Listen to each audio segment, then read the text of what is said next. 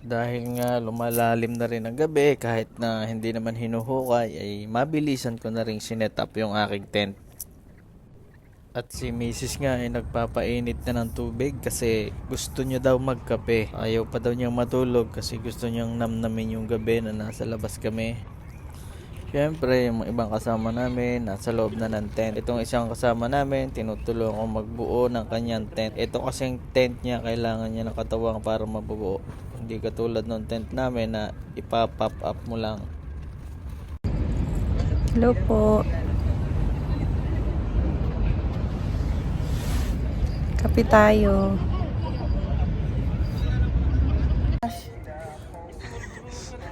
Tulog na ang malas.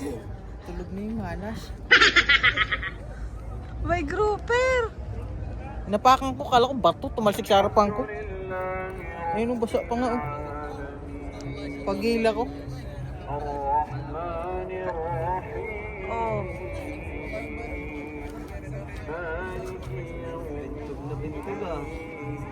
Parang ano, biya na. Kasi patakulan. Tulog na yung malas pala. Naririnig nyo yung dasal nila yan. Alas 12 ng ating gabi nagdadasal sa ano yan, sa mosque. Ito na, kain na ulit sila yan, no? Mga Muslim kaya Ramadan ngayon.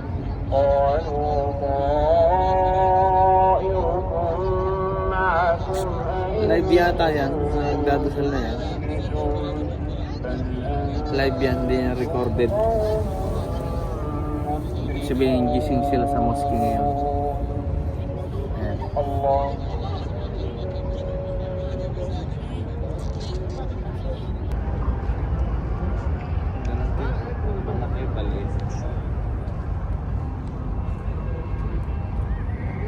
Time to sleep na alauna. Alauna na madaling araw. Tulog na tayo. So, gising na lang tayo bukas na maaga. Sana yung madilim-dilim pa para makapag-ready pa tayo. Makapag-ready. So, ngayon, tulugan na. Tara na. At ayun nga, gabi na rin naman. So, nagpasya na kaming humiga muna dito sa aming tent. Hindi ko lang sigurado kung makakatulog talaga ako. Pero try natin kahit medyo maingay pa dun sa kabilang side. Marami pa kasing tao doon ng mga nagka-camp din. So subukan namin humiga kami ni Mrs. So try natin makatulog. After nga ng 2 hours ako nakahiga pero hindi ako nakatulog kasi binabantayan ko yung mga kasama ko. Hindi talaga ako dalawin ng pag may naririnig akong konting ingay sa paligid at tapos malayo kami sa bahay, sa sarili, hindi ako basta-basta makatulog. Kaya ito, pinasaya ko na lang na mag-try ulit akong mamingwit para baka makakahulit. Pampalipas na rin ang oras, hihintayin ko na lang na mag-umaga ulit. At yun, umaga na rin naman. Kaya ito, timpla na lang kami ng kape. Pampainit ng sikmura. Gising na kaming lahat. At ito, nagkwento-kwentuhan na lang kami dito habang magkakape kami. At habang yung dalawa kong kasama, nagse-set up na ulit ng kanilang pang-fishing. Susubok ulit sila. Baka ngayon, seswertehin na.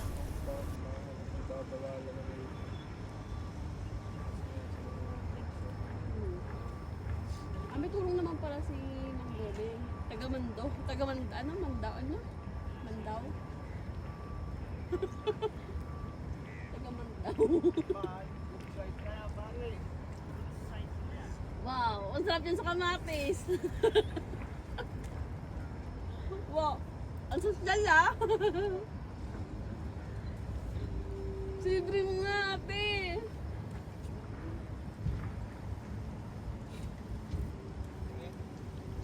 Libre mo nga. Angat ko lang ng konti.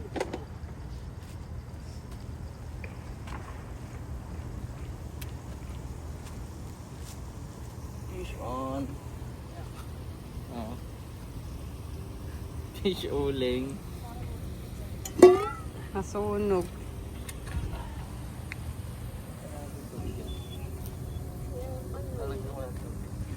Kasi nang...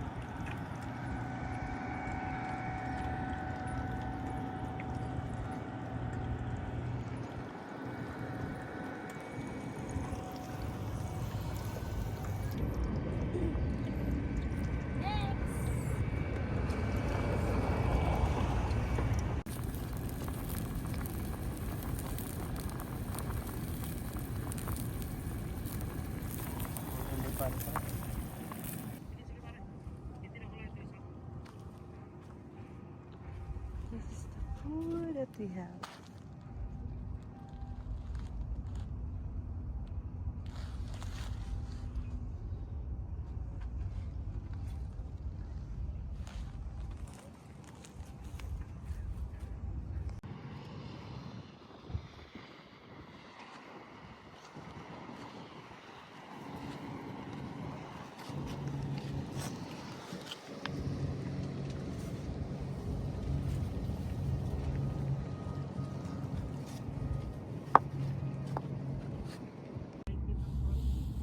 Ano kaya siya ito? Nakaya mo ba? Yung buong tent tapos ano? Sasakyan. Good morning mga idol. Kakain muna tayo. Yan ang mga pagkain na handa nila. Ayos ah. Babait ah. Kahit muna tayo.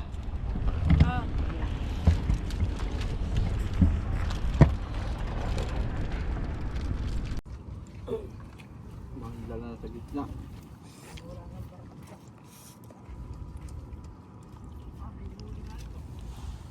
Tumba.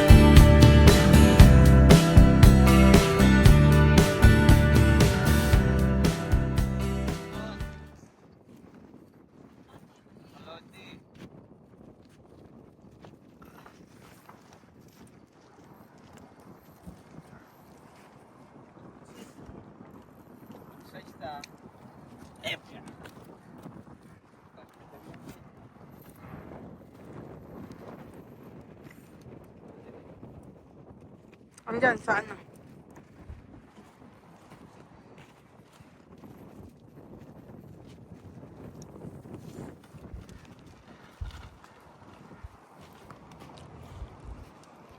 Grabe mo makakagat.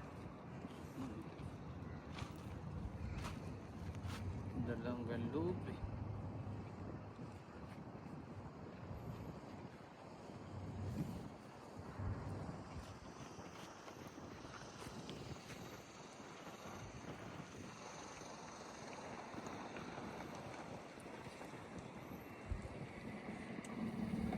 Nasaan yung guys?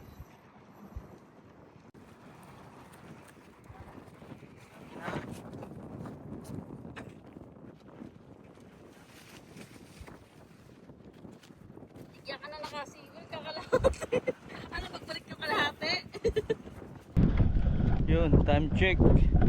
Alas 10 na ng Alas 10 na ng umaga. So, uwian na muna kami. Make sure lang namin na malinis yung aming iniwang area.